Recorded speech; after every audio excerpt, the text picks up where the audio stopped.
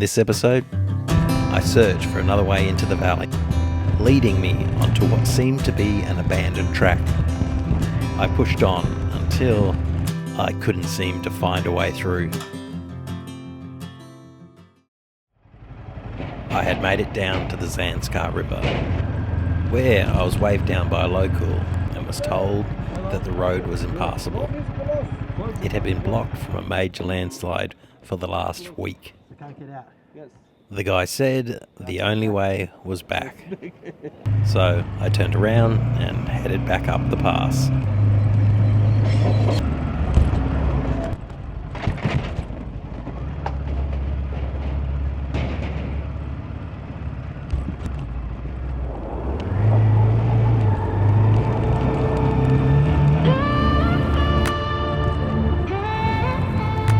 There was a glimmer of hope though. When I had looked at the map, there seemed to be two roads that made their way down to the river. So I thought I may as well try the other road. But even though I couldn't get through this way, I would have still come, even if I knew it was a dead end, as this place is mind-blowingly beautiful and one of the highlights of the journey so far. It is the best bit about not having a plan or schedule. When the path is blocked, you just try another one. I got back to the turnoff that took me down to the river, but from what I can tell, if I ride along this other road, it also makes its way down to the river. As always, there's only one way to find out.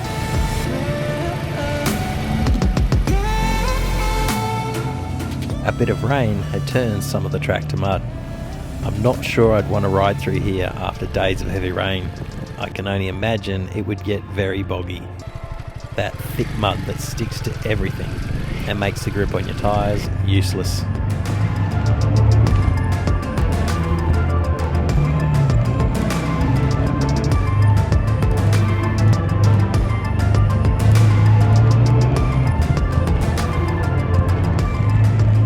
I got to more cliff edge riding.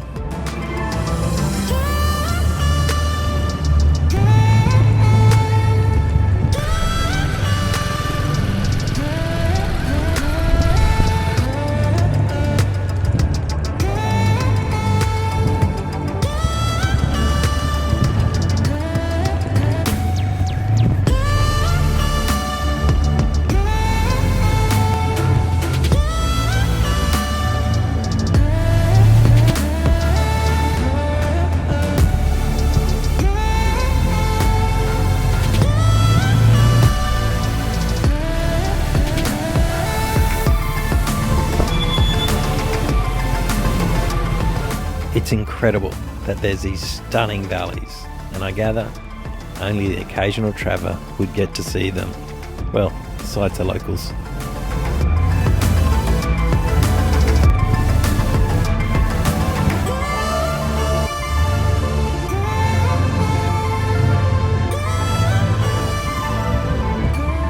The track started to get a little rough, with a lot of dirt and rocks that had washed onto the road during presumably rainstorms, to the point it looked like there was no longer a road.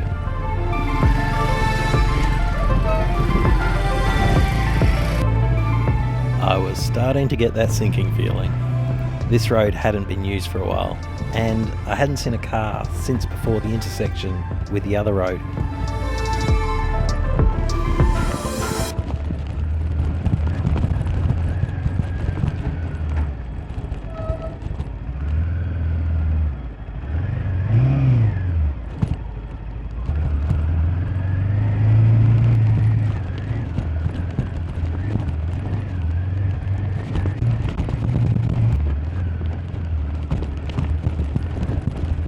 I stopped to get a better look down the mountain. I could see there was large washouts further down, which had formed trenches. It seemed this road was impassable as well. I went down to the next corner to turn around.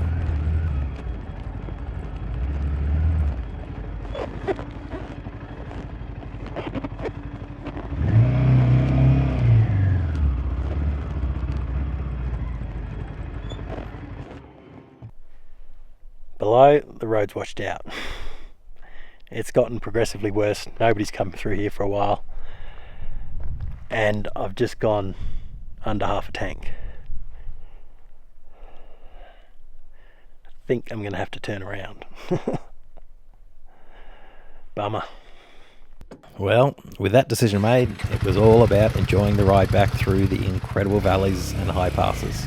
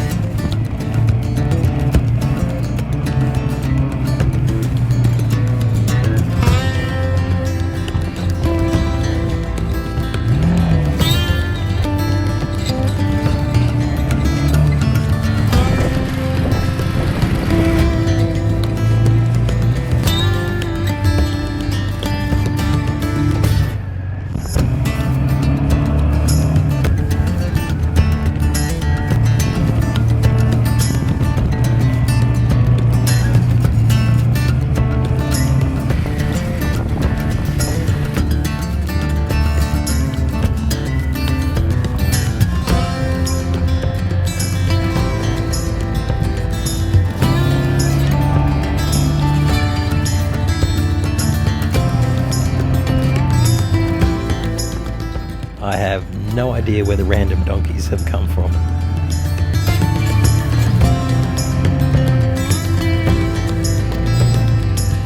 I had made it back to the turnoff again, now for the high passes. And more random animals on the track, this time yaks.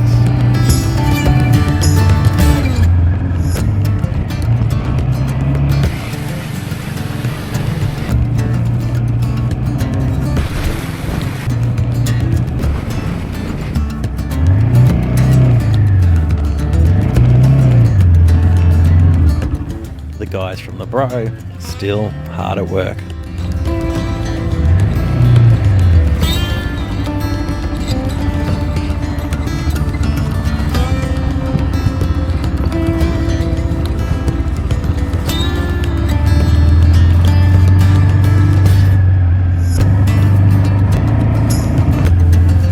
I had made the first of the two high passes, now down into the next valley.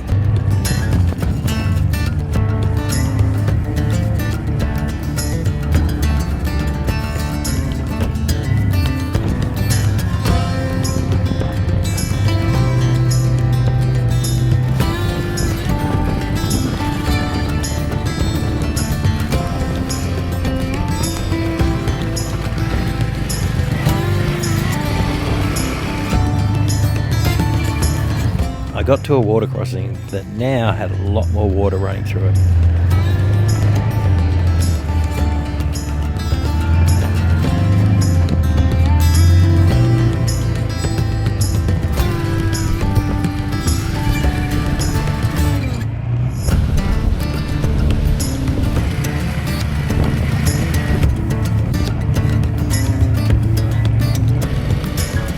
I used the Indian shortcuts again to get to the top a bit faster.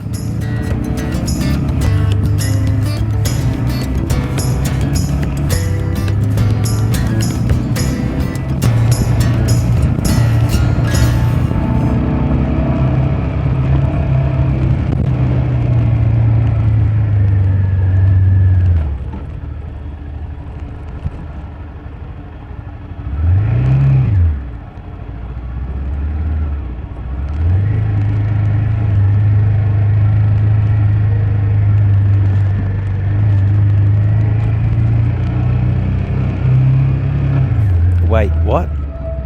Did I do the cardinal sin of a photographer and not look behind me before? This has to be the most incredible landscape out here, and to think I wouldn't have seen it without the track being blocked.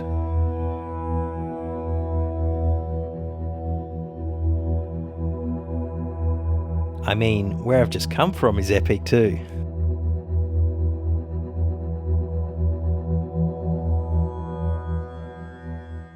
I set off again to find out what else I'd missed. And first up is this Indian shortcut.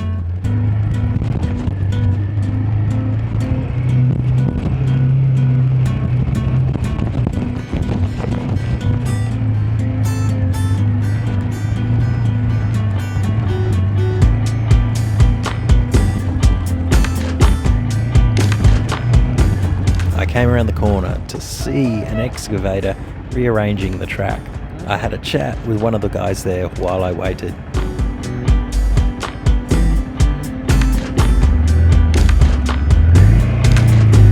Then they kindly took a break to let me through.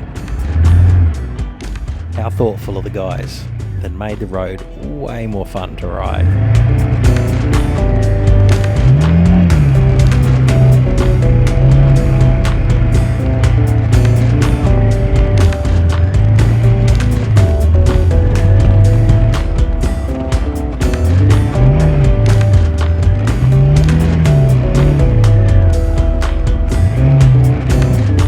Now, I'll just get in front of this guy before he totally bulldozes the road.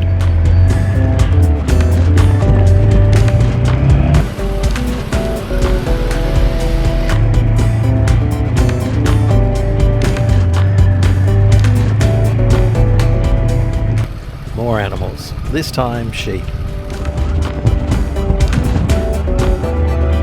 Oh, and some goats.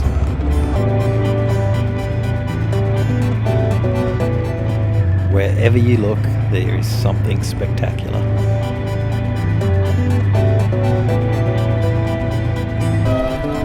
Oh no, I've done it again, and not looked behind me when I rode in.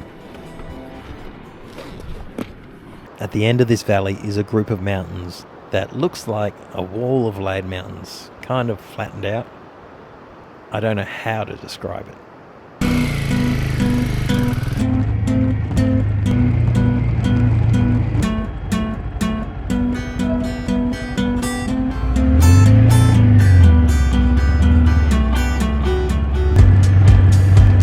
As I made my way into the section, all the parts that looked like a flat wall from further back started to separate, like one of those pop-up books, where from the front it looks flat, but from the side you can see the layers.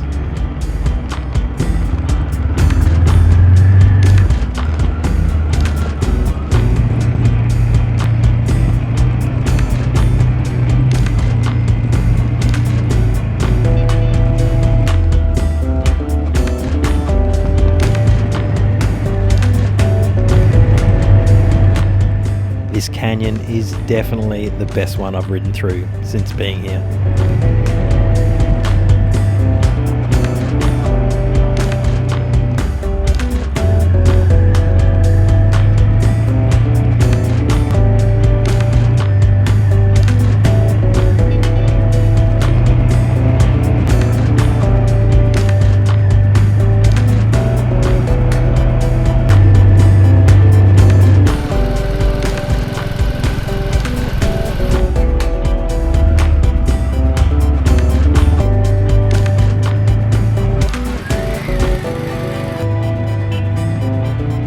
Fuel gauge had been on empty for quite a while and now indicated I had 20 kilometres of range left. I got into town and pulled into the first homestay I came across. I checked in and asked where the nearest fuel station was. Not feeling very confident about this. 18 kilometres, it could be a long night. Oh well, here we go.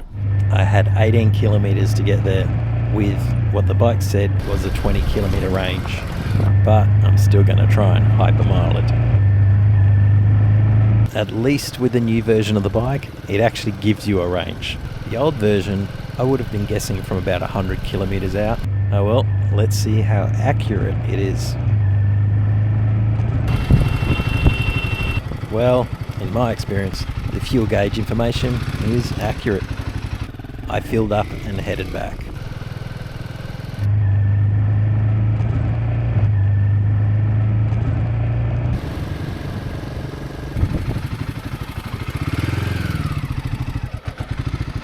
And that was me done for the day.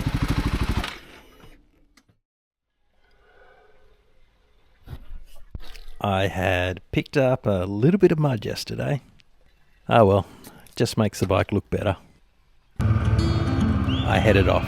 The destination today was Gill, which was the largest town to the west of Leh.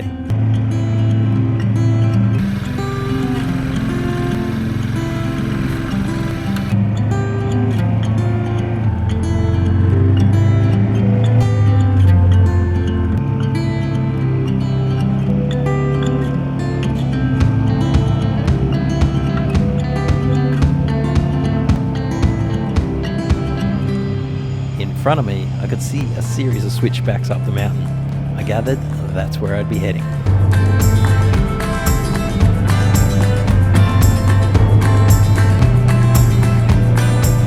I know it's a sealed road, but it's still a lot of fun. And the mountains and valleys around aren't too shabby either.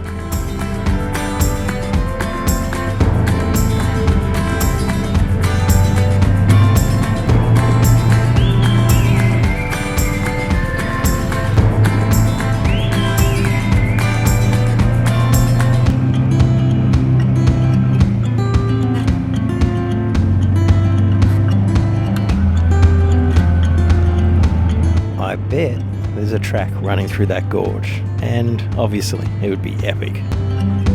So, on the lookout for mountain sheep butting heads.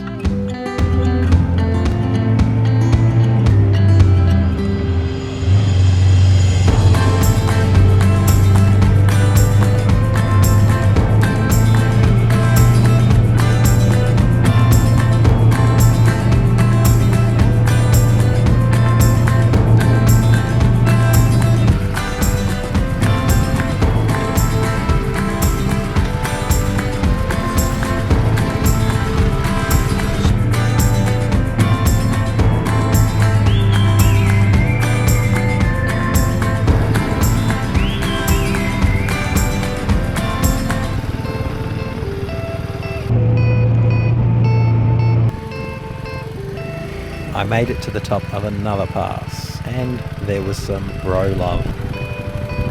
There's always a dirt trail winding its way somewhere into the mountains.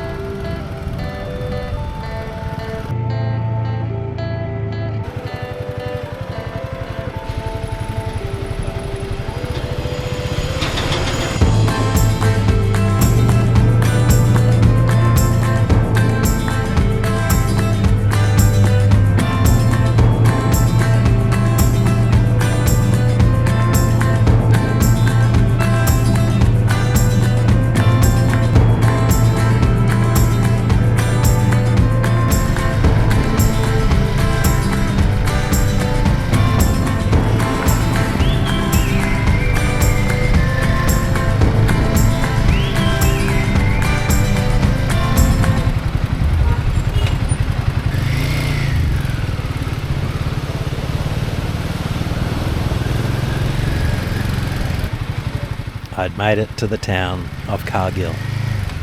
Now to work out where I was staying.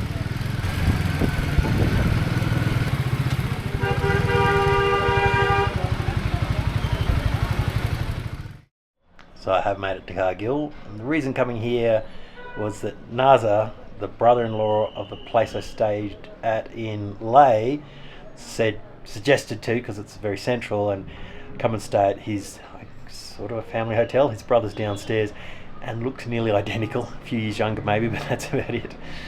And yeah, it's central to a couple of rides I was looking at doing. There's Aran Valley that way, and coming out of Zanskar this is where you come out if you did the sort of loop. Although I got turned around yesterday, so I may go back and have a look. The other reason is having a short day today, because yesterday was ended up being a long day on the bike. So rest so I don't get tired riding, and yeah, just chill out for half a day. Well, it's probably still 11 in the morning, so yeah. And then Naza's going to come past and show me a few things on the map. Maybe there's another ride around here, I'm not sure yet, but yeah, just a relaxing day in town. Besides the I think I'm on the main street and the traffic. They do love a horn in India. I was successful in my goal of doing nothing besides resting the rest of the day. And as night fell, I made plans for what adventure I could get up to tomorrow.